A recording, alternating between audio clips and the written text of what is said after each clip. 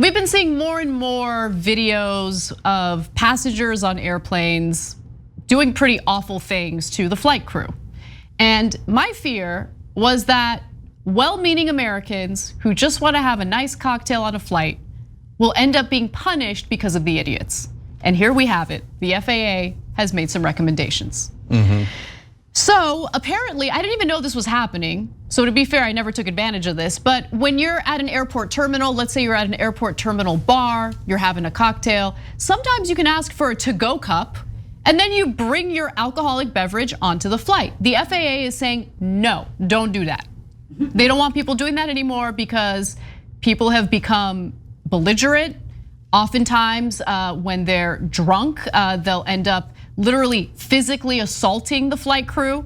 And so here is an FAA administrator, Steve Dixon, saying that even though FAA regulations specifically prohibit the consumption of alcohol aboard an aircraft that is not served by the airline, we have received reports that some airport concessionaires have offered alcohol to go. Passengers believe they can carry that alcohol onto the flights or they become inebriated. Airports can help bring awareness to this prohibition by refusing to give them to-go cups. Okay, I don't have to read the whole graphic, you guys get the point. Now, here's the other issue though. Don't be fooled into thinking that airlines will continue selling alcoholic beverages because it appears that some of them have already stopped doing so. Like, flying back in the day wasn't the awful experience that we have now, right? So stupid guy decides that he's gonna try to put a bomb in his shoe. Now we all have to take our shoes off, okay? Like, why is it? And the other thing is gun control in America, right? So since our legislators refuse to pass common sense gun control regulation, we all have to be like fondled and we all have to go through metal detectors. We all have to be hassled because of gun violence in America. And the same thing is happening on these flights now, where maybe I want to have a glass of wine, right? Maybe I just want to chill. Maybe I want to enjoy myself. But some airlines now aren't even selling alcohol anymore because a few insane individuals decided to get drunk and assault flight attendants and flight crew while on a flight.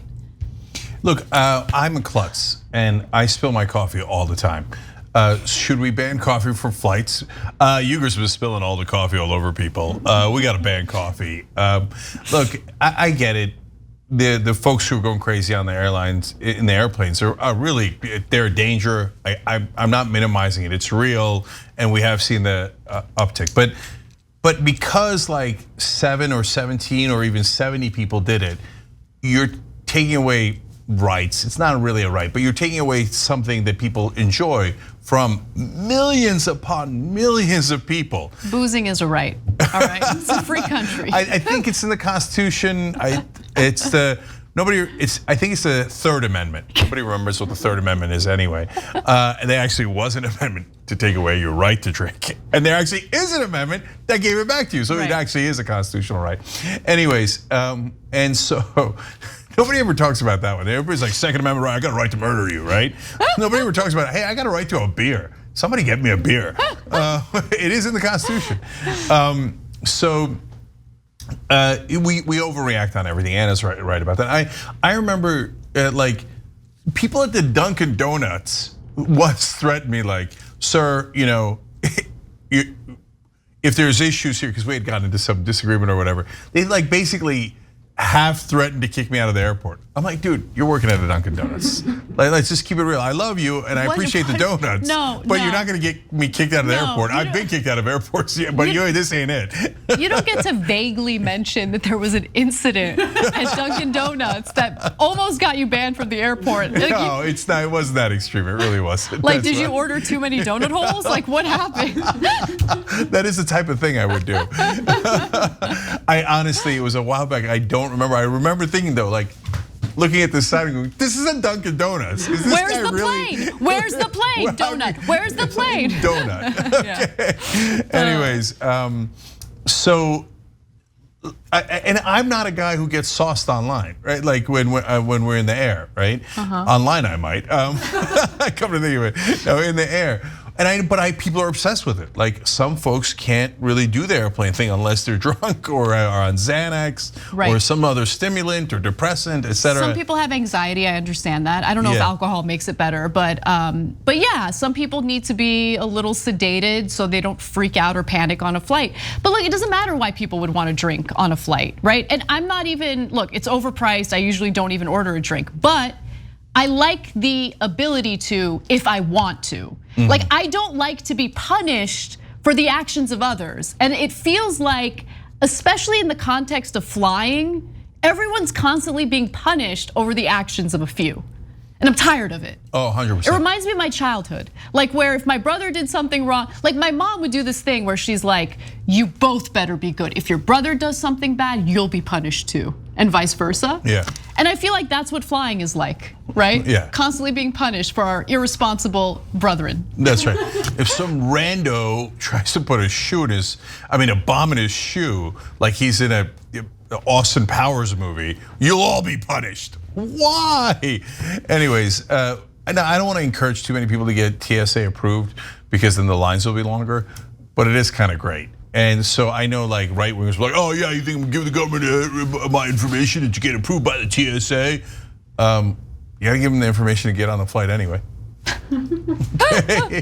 So yeah, I went through that process, and believe it or not, the TSA was like, all right, fine. So if you're TSA pre-check, you don't have to take off your shoes. Wow. No, you just triggered me. Because it reminds me of the real ID thing that they're now trying to get us all to do, which is a giant inconvenience. Real ID, everybody, because your state ID isn't good enough, so why don't you waste another 5 hours at the DMV to get another ID that's called the real ID, but before you show up, make sure you apply for it online. Like, just the state ID is fine, it's fine. No, and it's even worse. I did it, I tried to go through the whole thing online, and at the very end, it threw one last curveball, and then all the information was gone, and you got to start again. I was like, no, okay, yes, that's maddening. I don't mind the government knowing who I am. They already know who I am. Okay, it's okay. Hey, government. Yeah, they do. Right? So why don't you send the real ID to me? Okay, how about that? You're requiring the real ID. You have all the data and information on people. I mean, send it to people. Don't require them to go. I mean, think about that, right? I mean, I'm privileged, I'm lucky. If I desperately need to get the real ID for work, travel, or whatever, I can make arrangements with work and I'm not gonna lose my job to make it happen. I can spend 5 hours at the DMV to make it happen. But most Americans don't have that luxury. No, I'm sick of it. I'm sick of it. I can't stand it. See, you triggered me. Good job. Okay, thank you. Yeah. All right, super last thing for me. Speaking of privilege, so back when I worked at MSNBC, I flew first class, please.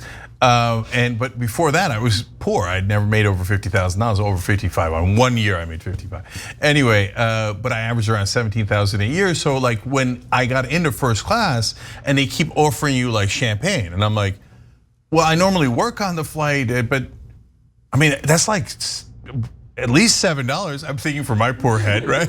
Right? I'm like, so I felt an obligation to drink it. So I would get sauce like on the champagne just because I could. Anyways, bring back the champagne. Yeah, we want the champs. And you know what? We might be completely off message here. You guys might not agree with us at all. We actually wanted to ask you in a poll. So go to tyt.com/polls to participate in this. And the question is, should airport restaurants stop serving to-go alcohol to passengers about to board their flights? Yes or no? Yeah, and by the way, if you're tired of the fights, I get how you might vote the other way. So that's why we're asking. We're curious. Maybe we're totally out of left field. By the way, when I stopped working in cable news, every time now I walk by the first class, I'm like, oh, the champagne. And they get squished. Oh, super last thing. Guys, the reason why flying is worse now is because they planned it. They actually did economic modeling of it and realized that if they squish you in more and give you less room, you'll pay more to upgrade. So it's a plan, what are they, it was something like, I forget the exact term, but something like planned misery. Yeah. So they actually planned it so you would be uncomfortable on the flights. It's a brutal form of capitalism. Oh, Cenk, you weren't. I don't think you were here when we covered this story about hotels. No, you weren't. Hotels are now thinking about implementing that same business model. So you know how you go to a hotel and you have, there's housekeeping, all of that stuff is included? No. Now they're thinking about making it all a la carte, right? So you show up and they slap you in the face, like, you don't want to get slapped in the face? Give me $50. Okay. Not getting slapped is part of a la carte, huh? You got to show up with your own toilet paper. If you want them to provide the toilet paper, that'll be extra. That'll be extra. Jesus. Oh, are you showing up with luggage on this week-long trip? If to store the luggage in your hotel room, that'll be $30. No, I'm making that up, but I mean, like, it's a similar business model to what airlines do, right? So it's like, how can we make the base cost, like if they decide to only pay the base rate for this room, how can we make it so uncomfortable that they'll want to spend extra on the things that used to be included in the flight, in the hotel? Yeah. I think it's a bad idea for hotels because for flights, we all got to get on the flights. We're all picking based on whatever's the lowest number, right? Well, not all of us, but most of us, right? And so they got us. It's an oligopoly. We have no choice, right? But for hotels, generally speaking, you really could go to a different hotel. If some hotel starts rummaging through my stuff, oh, look at this. You brought 3 extra pieces of paper. Oh, you got to charge it. No. I'm gonna go to a different hotel. Yeah. We'll see how it plays out. Listen, you love that iPad, so why don't you whip it out? Because we only have a few more minutes left. We're not doing another story. Okay, not awkward in here. Okay. I don't even know if they put anything new in there. Okay, so guys, a couple of things here. Nope, there's nothing new. Okay, because normally I don't read it after the last break. So go vote on, I'll tell you fun little things. Go vote on emojis because we're adding a Francesca Fiorentini emoji. If you're a member on YouTube, and you can become a member by hitting that join button, or you could even smash that join button below. You can vote on which Francesca emoji we should do by going to the community tab. We've got a deep dive with Jordan Yule coming up at 8:30 p.m. We have a bonus episode coming up for our members in about a minute where we have another fun story for you guys. Check out our podcasting network if you're watching live, which you all are. You can watch the whole or listen to the whole thing on our podcasting network. And then I've been telling you throughout the show, we're doing something fun and ridiculous at Too Strong Coffee. We brought back the Christmas mugs. People buying mugs because the handmade ones are beautiful, gorgeous. They're American made by a progressive. And money goes to progressive causes when you buy Too Strong Coffee, like Just Democrats, Wolfpack, Rebellion Pack, etc. Rebellion Pack did spend a lot of money on Nina Turner's race. Anyway, and the Christmas bundles actually have savings, so it's a good time to do it as well. Christmas in August, toostrongcoffee.com/TYT. So take advantage of that. I think that this might be the first time in Young Turks history where I'm basically out of things to say. That's amazing. That happened. Okay, what's happening in the bonus? The bonus episode is gonna be bananas, okay? So dork cards, Trump is selling dork cards to his fan base. I can't wait to share the details of that and more. So if you're not a member, you should become one. Click on that join button or go to tyt.com/join, and guess what? We will see you there. Thanks for watching the Young Turks, really appreciate it. Another way to show support is through YouTube memberships. You'll get to interact with us more. There's live chat emojis, badges. You've got emojis of me, Anna, John, JR. So those are super fun. But you also get playback of our exclusive member-only shows and specials right after they air. So all of that, all you gotta do is click that join button right underneath the video. Thank you.